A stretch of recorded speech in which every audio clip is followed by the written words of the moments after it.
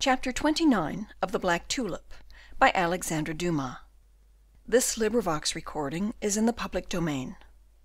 Chapter 29, in which Van Baerle, before leaving Loevestein, settles accounts with Gryphus.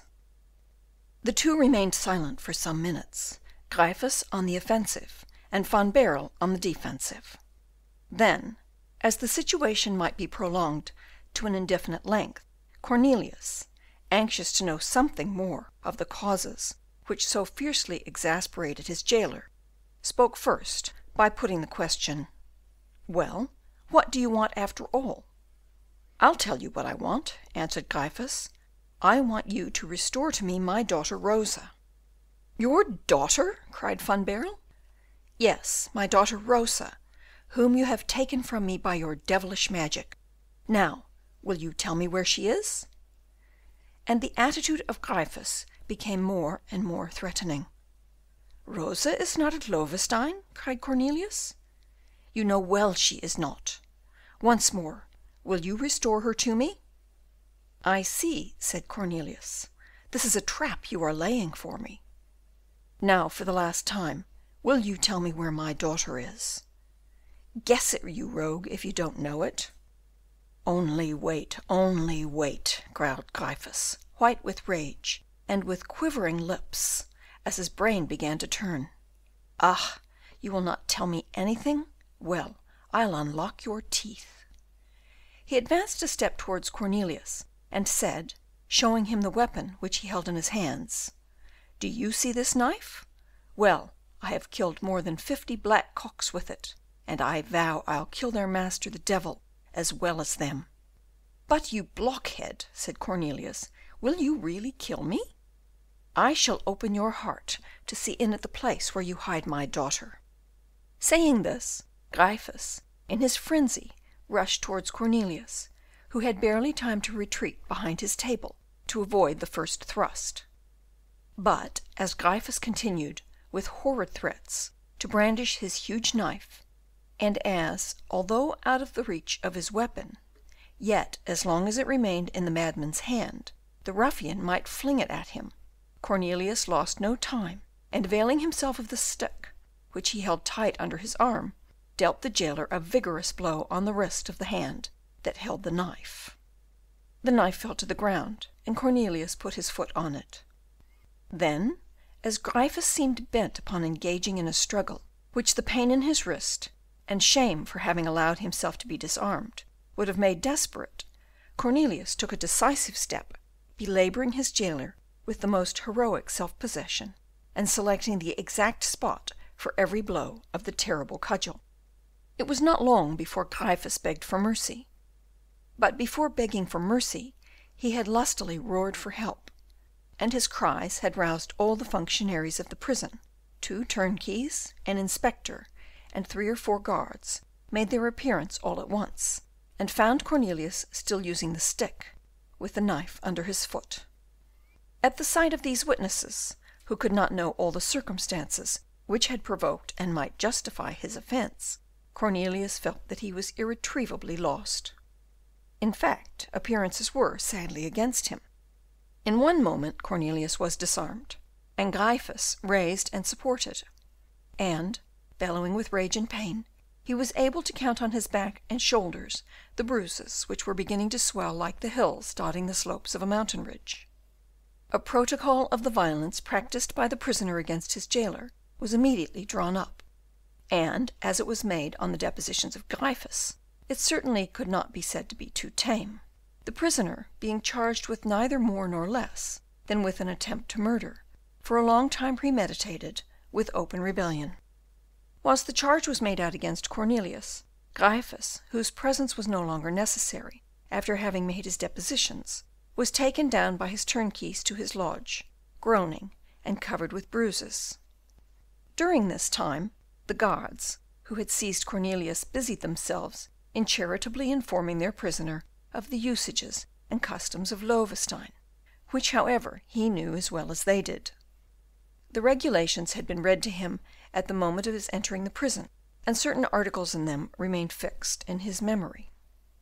Among other things, they told him that this regulation had been carried out to its full extent in the case of a prisoner named Matthias, who, in 1668, that is to say, 5 years before, had committed a much less violent act of rebellion than that of which Cornelius was guilty. He had found his soup too hot, and thrown it at the head of the chief turnkey, who, in consequence of this ablution, had been put to the inconvenience of having his skin come off as he wiped his face. Matthias was taken within 12 hours from his cell, then led to the jailer's lodge, where he was registered as leaving Loevestein, then taken to the esplanade, from which there is a very fine prospect over a wide expanse of country. There they fettered his hands, bandaged his eyes, and let him say his prayers. Hereupon he was invited to go down on his knees, and the guards of Loevestein, 12 in number, at a sign from a sergeant, very cleverly lodged a musket ball each in his body. In consequence of this proceeding, Matthias, incontinently, did then and there die. Cornelius listened with the greatest attention to this delightful recital, and then said, "Ah, within 12 hours, you say?" "Yes, the 12th hour had not even struck, if I remember right," said the guard who had told him the story. "Thank you," said Cornelius. The guard still had the smile on his face with which he accompanied and, as it were, accentuated his tale, when footsteps and a jingling of spurs were heard ascending the staircase. The guards fell back to allow an officer to pass, who entered the cell of Cornelius at the moment when the clerk of Loevestein was still making out his report. "Is this number 11?" he asked. "Yes, captain," answered a non-commissioned officer. "Then this is the cell of the prisoner Cornelius van Baerle?" "Exactly, captain." "Where is the prisoner?" "Here I am, sir," answered Cornelius, growing rather pale, notwithstanding all his courage. "Are you Dr. Cornelius van Baerle?" he asked, this time addressing the prisoner himself. "Yes, sir." "Then follow me." "Oh, oh," said Cornelius, whose heart felt oppressed by the first dread of death. "What quick work they make here at the fortress of Loevestein! And that rascal talked to me of 12 hours. "Ah, what did I tell you?" whispered the communicative guard in the ear of the culprit. "A lie." "How so?" "You promised me 12 hours." "Ah, yes, but here comes to you an aide-de-camp of his Highness, even one of his most intimate companions, Van Decken. Zounds, they did not grant such an honour to poor Matthias." "Come, come," said Cornelius, drawing a long breath. "Come, I'll show to these people that an honest burgher, godson of Cornelius de Witt, can, without flinching, receive as many musket balls as that Matthias." Saying this, he proudly passed before the clerk, who, being interrupted in his work, ventured to say to the officer, "But, Captain Van Decken, the protocol is not yet finished." "It is not worth while finishing it," answered the officer. "All right," replied the clerk, philosophically putting up his paper and pen into a greasy and well-worn writing case. "It was written," thought poor Cornelius, "that I should not in this world give my name either to a child or to a flower, or to a book, the 3 things by which a man's memory is perpetuated." Repressing his melancholy thoughts, he followed the officer with a resolute heart, and carrying his head erect. Cornelius counted the steps which led to the esplanade, regretting that he had not asked the guard how many there were of them, which the man in his official complaisance would not have failed to tell him. What the poor prisoner was most afraid of during this walk, which he considered as leading him to the end of the journey of life, was to see Gryphus and not to see Rosa. What savage satisfaction would glisten in the eyes of the father, and what sorrow dim those of the daughter! How Gryphus would glory in his punishment! Punishment? Rather savage vengeance for an eminently righteous deed, which Cornelius had the satisfaction of having performed as a bounden duty. But Rosa, poor girl, must he die without a glimpse of her, without an opportunity to give her one last kiss, or even to say one last word of farewell? And, worst of all, must he die without any intelligence of the black tulip, and regain his consciousness in heaven, with no idea in what direction he should look to find it? In truth, to restrain his tears at such a crisis, the poor wretch's heart must have been encased in more of the aes triplex, the triple brass, than Horace bestows upon the sailor who first visited the terrifying Acroceraunian shoals. In vain did Cornelius look to the right and to the left. He saw no sign either of Rosa or Gryphus. On reaching the esplanade, he bravely looked about for the guards who were to be his executioners, and in reality saw a dozen soldiers assembled, but they were not standing in line or carrying muskets, but talking together so gaily that Cornelius felt almost shocked. All at once Gryphus, limping, staggering, and supporting himself on a crooked stick, came forth from the jailer's lodge.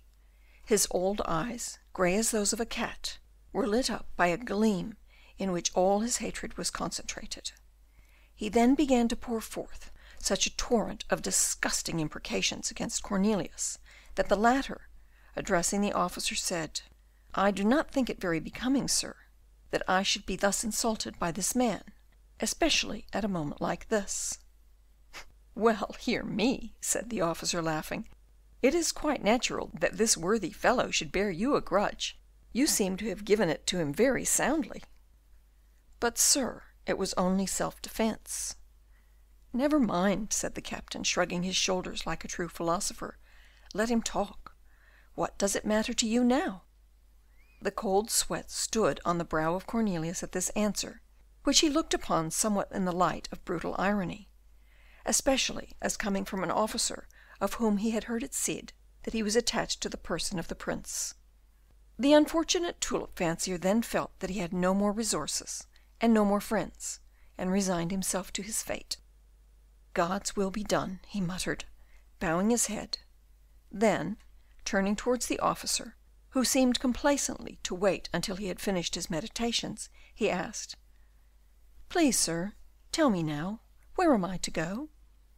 The officer pointed to a carriage drawn by 4 horses, which reminded him very strongly of that which, under similar circumstances, had before attracted his attention at Buitenhof. "Enter," said the officer. "Ah," muttered Cornelius to himself, "it seems they are not going to treat me to the honours of the esplanade."